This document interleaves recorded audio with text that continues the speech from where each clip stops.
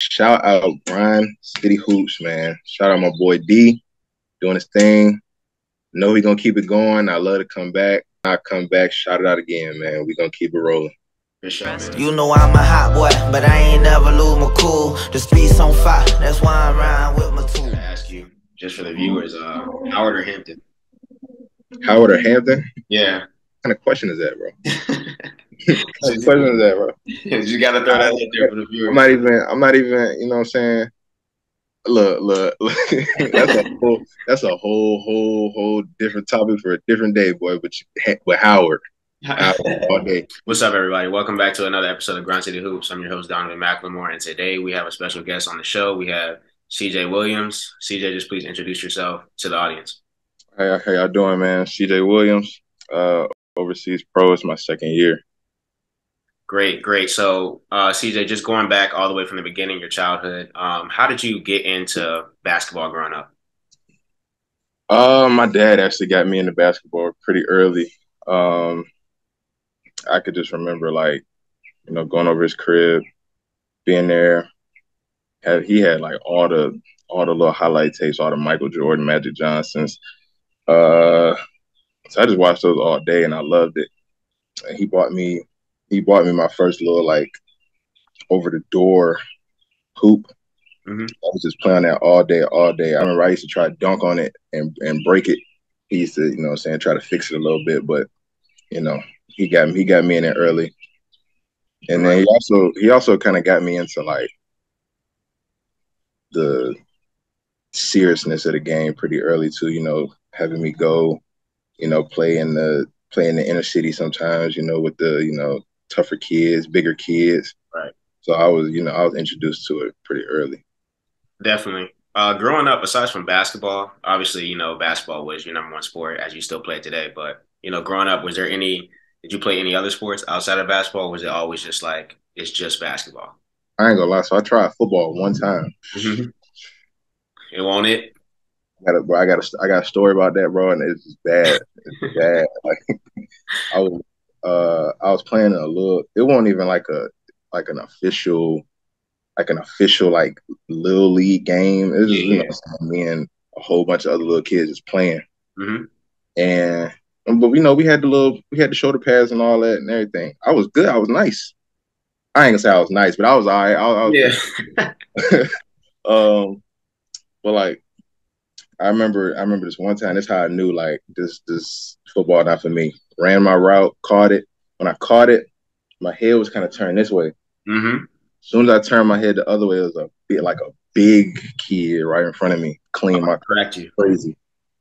I laid there. I was like, yeah, wrap it up, hang it up, wrap it up, hang it up. Yeah, I feel you on that. I played football back in the day, and honestly, it was the other way around for me. Like I was cool with getting hit, but for some reason, like I just couldn't bring myself to tackle someone else. But like for real, it was cool. Like the getting hit before that was cool. Like I wasn't even tripping about that. Yeah. It was just that one. It was that one hit where I knew like that blindside hit. I was like, it was like, dang, like, my body hurt. Yeah, this is different from the hoops. This not for me. This is not for me. I was slim too. I was like, yeah, I'm gonna just stay indoors. I'm not even the type to like play. Like you have to like play in the rain, play in the snow. Nah, yeah. That's another reason why I stopped. I was like, man, all this weather stuff. I was like, man, this ain't it. I couldn't do it. I feel you. So when did you at what stage did you start like playing, competitive? Like obviously like little league, you play like rec and stuff like that. But when did you start getting into like, AAU? I got into AAU when I was 12, like 12 or 13. Mm-hmm. My first team I played with Richmond Metro. Played with them for 1 year. The next year I went over to Team Richmond for 13. Mm-hmm. No, actually I started when I was 11. That was Richmond Metro. 12 was Team Richmond. 13 I played with Richmond Metro again. Mm-hmm. But it was the B team. So like my first 2 years playing AAU, I really didn't play that much. Honestly, I really didn't play at all, to be honest with you. Mm-hmm. And I remember, Richmond Metro came back to me. They had a different coach, but it wasn't like you know how you have an A and a B team? Yeah, yeah, I know So that. so it was the B team. But like he came to me, he was like, man, we're gonna play, all of these things. We're gonna play a whole bunch of teams. We're gonna play those A teams, those B teams. But what's gonna be good for you is like just to get out there and play. Like I Right. really didn't get a chance to get out there and play and make mistakes and stuff like that. So I feel like that was like that year, that 13-year-old, 13, yeah, 13 years old, that was like the turning point for me because I got to go out there and play and kind of like showcase what I could do, see what I needed to work on, and just keep moving forward from there. Definitely. I was gonna ask you too, like when did like everyone has that age where like, some people are like early bloomers, some people are late bloomers, some people just always have it just growing up. I was about Mm-hmm. to just ask like, where was the turning point where you saw like, okay, like it's a shift in your game from like, okay, this is like, you know, I'm just playing along with the guys versus like now you can see yourself like elevating. For like the shift didn't really come until I was six, like 15, like late 15, going into like 16. Mhm. That's when I really started dunking. So once I got that done, and I kind of upped my level of aggression as far as not settling for perimeter jump shots all the time, standing in the corner. I would go call for the ball, make plays for myself, for teammates, be aggressive, go dunk on some folks when I could. So that's when I saw the turning point in my game. Then I started getting like letters from colleges, and Right. after that, after I got my first letter from what was my first letter from St. Joseph's and Mhm. yeah, Philly. Yeah, It I ain't just look, took off from there. I ain't look back. I could not look back from there. I feel you on that. So transition, obviously we're just talking about high school. So what high school did you go to and how did you come to that decision? I actually ended up going to private school. So after my eighth grade year, I reclassed Hmm. and went to a private school. Stayed there from eighth grade to 10th grade. Then I transferred to like a bigger private school where we kind of played guys that were going to high major Division I schools like UVA, Kentucky, stuff like that. So I stayed there from 10th grade to 12th grade, and I would say playing at that first private school, it kind of exposed me to a little bit more structure as far as how the game is played. It was a little bit more teaching and Hmm. something as small as like you're not flicking your wrist enough. I had a coach like that. Like he was on it, and his son was probably, man, Dakota was like top 20 in the state, so he was nice. Okay. So I got to play alongside him, learn from him from 8th to 10th grade, and then I left, went over to Millwood School. We ended up winning state championship our first year. That first year when I came there was the first year that they had a basketball program. Oh, wow. Yeah, so we ended up winning the state championship. We moved up the next year to Division II, made a little bit of noise in Division II for that 11th and 12th grade year. Got my first offer in 11th grade from Howard, actually. Hmm. Uh, yeah, just moved on from there. High school was good for me as far as development. I feel you. So transitioning to the end of your high school career, Mm-hmm. how did you come to the decision to end up choosing Howard? Like I know you probably had other offers, but what made Howard, the school you were like, this is like best suits me? Basically, the relationship with the coach at that time, Coach Nickelberry, he came to every like after he offered me, he came to like every AAU tournament. Like in Philly, he came to Philly, Kentucky. I think he went to Florida one time. He came down there, so I just was like, man, like he didn't just offer me and be like, all right, Right. you'll you'll make your decision if you make whenever you make your decision. Like he was invested, and I appreciated that. My pops, my moms appreciated that, and Hmm. it really was an easy choice to be honest with you. And I'd be I'd be lying to you 100% if I said it was 100% basketball that made me like commit because he he scheduled my official visit during homecoming. Yeah. Oh boy. I Yeah, was like, you yeah. don't even need to say more. We already know HBCU homecoming. I was like, man, and he was like, man, you can come in, learn. He said I could learn from like the two like first team all league guys that he had that first year. Then the second year, like he giving me the keys to the ship and do you. So I appreciated that. So that's what made me, decide. Definitely, man. Definitely. We already know how Howard rolls anyway, the Mecca, as we all know it. I mean, Howard's just a different beast. People don't understand the HBCU life, man. It's different, man. I try to tell people all the time whenever I wear like my gear everywhere, or like even on my car, like I got an alumni Howard University license plate and stuff like that. People are like, man, you went to Howard? Sure did. Yep. Loved it. Sure did. Loved it. Yeah, for sure. Definitely understand that. So career at Howard, just take us through that just briefly, just overview, from, freshman year all the way up until probably, I'm not sure when the pandemic happened in your career, but like just all the way up until, around the pandemic. Um, so first, like the pandemic happened like right after, like literally right after my senior year ended. Um, but to go back freshman year, I really was supposed to just come in there. Me and my roommate at the time, we were supposed to come in there and learn from guys like Jay Bird and JT Miller. They were the two first team all league guys that we had. Mm-hmm. And that was basically how it was the first few months coming in, like during the summer and the first maybe month of the school year when we were kind of going through preseason and stuff like that. I was kind of learning from them. Right. Them teaching me, what to do here, how to react to coach, because he was crazy, but that's a different story for a different day. Uh, um, but yeah, just learning from him. And unfortunately, like both of them ended up getting hurt, probably like between the first one guy actually got hurt preseason, and the second guy got hurt for like 5 games into the season. So that kind of like threw me out there, like man, hey, you're gonna have to you got to learn now. It's gonna have to learn to fly now. So I think after that happened, my first like really good game. I think I started one game, played okay. Then my second or third game was against Maryland.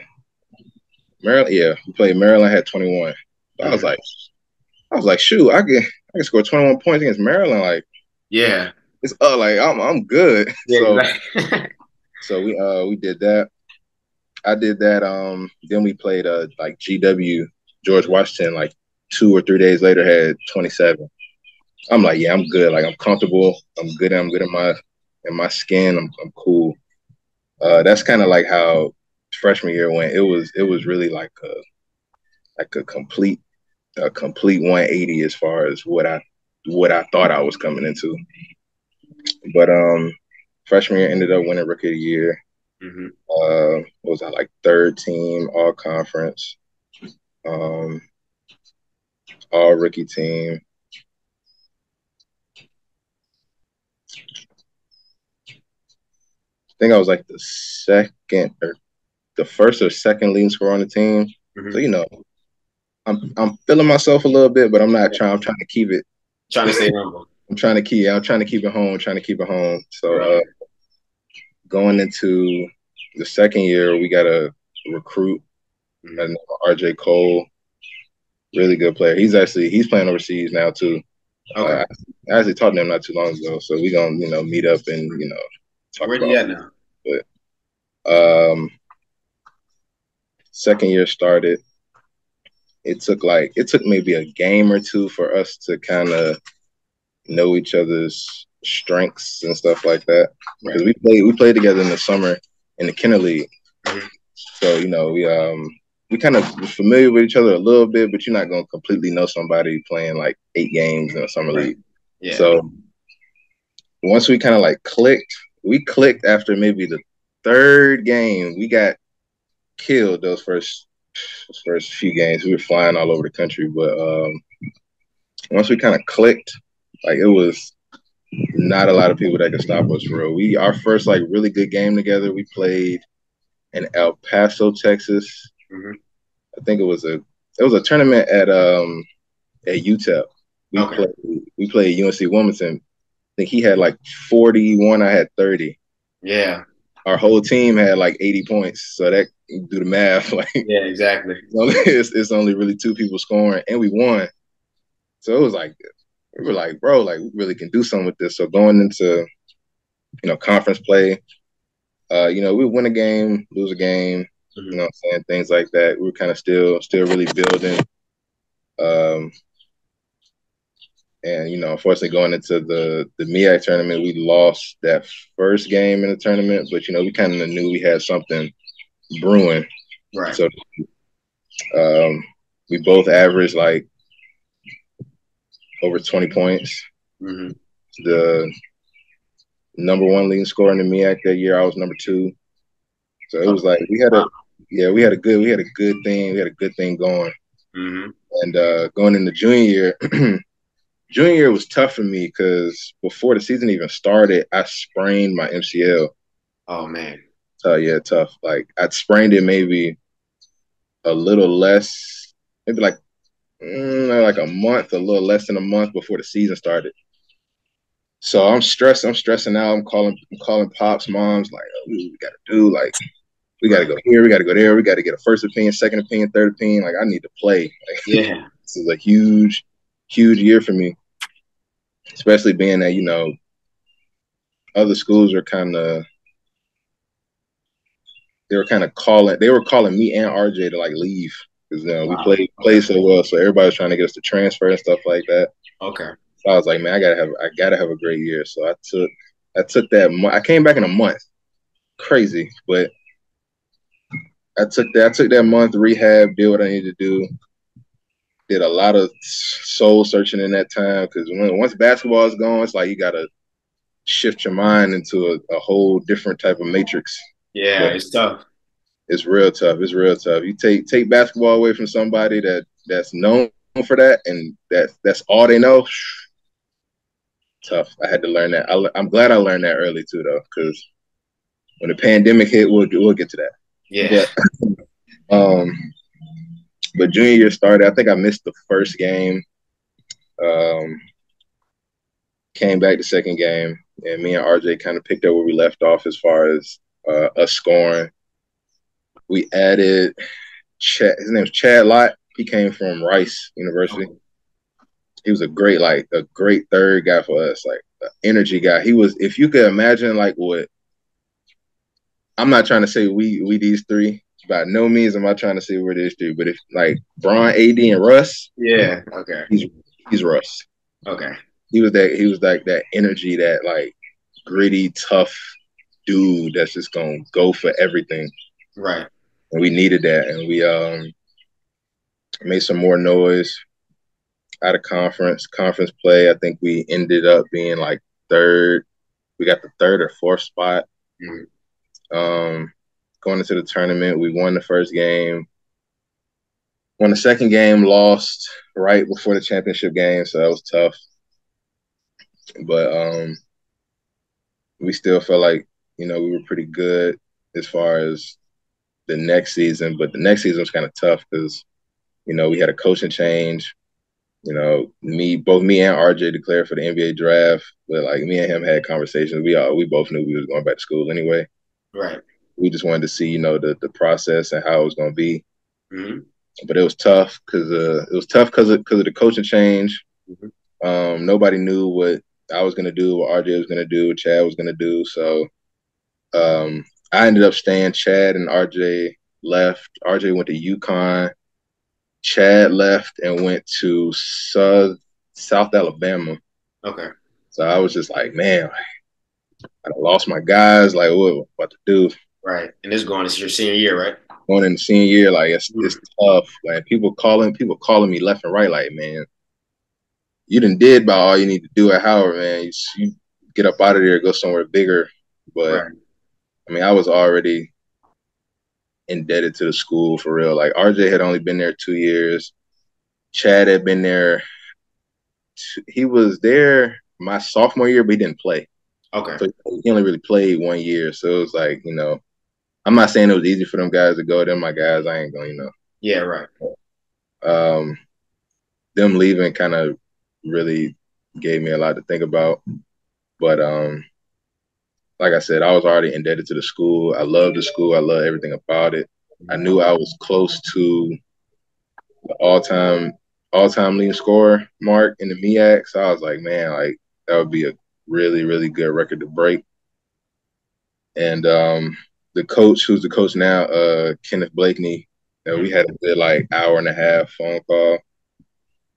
And he told me he told me going in, he was like, man, it's gonna be tough. It's really not gonna be easy. It's gonna be a whole lot of freshmen. I think we only had three seniors and maybe 3 or 4 juniors. Everybody else was freshmen. Man, young team. Yeah, everybody else was freshman, sophomore. So it was that senior year. I wouldn't take it back though. I loved it. We took our lumps. It was a lot of them, but we took them, and we got better. Ended up breaking that record, all-time leading score in the MEAC history and in Howard's history. So that was big for me. Yeah, that was big for me personally. And going into the MEAC tournament, honestly, we were like our record. I don't even want to get into the record. The record was bad, but going into the tournament, people kind of wrote us off that first game, right? That winning. So they gave us a little bit of confidence. Second game, we ended up losing to who did we lose to? A&T. Okay. But that was a really good team, real big, experienced team. Played together for a while, so it was sad. It was sad to go out, but all in all, I enjoyed my whole college career. And then, literally after the game ended, went back to the hotel, went to sleep, woke up the next day. We were gonna stay to watch maybe like one game. And that was when everybody got the call. Y'all got to go back. Like what? Like yeah, I got to go back. COVID. Okay.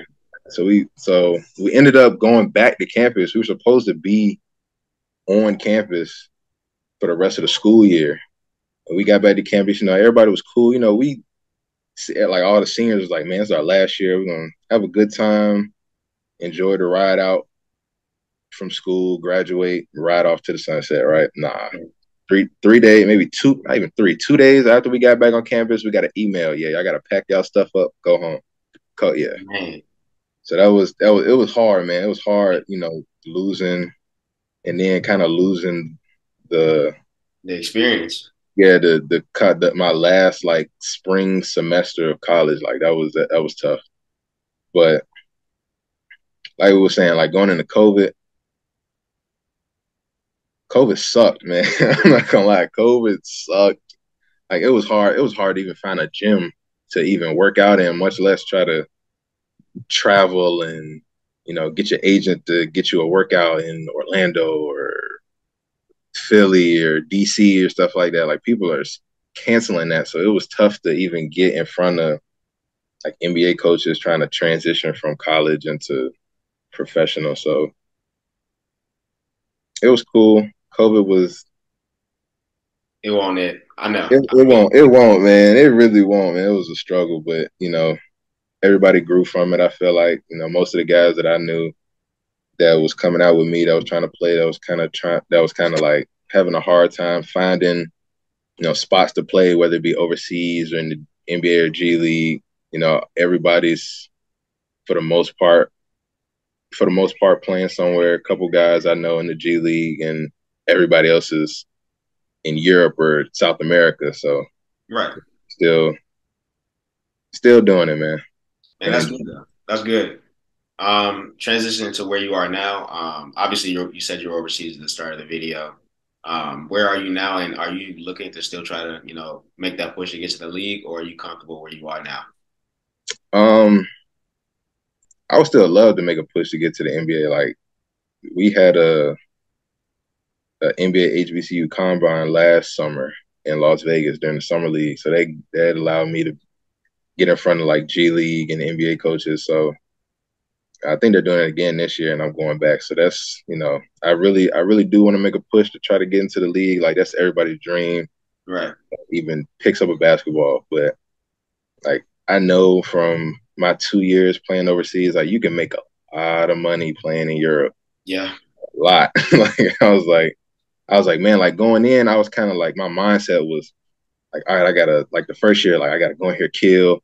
Hopefully I can get back to the league, get back to the league. Like Right. that was just the whole like focus. But talking to older players that have played overseas for maybe like 10, like 5, 10 years, like making good money, 5, 6 figure type thing. So it's like the NBA is not just the only option. Like I had to figure that out, but Right. I definitely want to make a push to get into the league. But if that doesn't happen, I know I'm good. You know I'm a hot boy, but I ain't never lose my cool. The streets on fire, that's why I'm riding with my tool.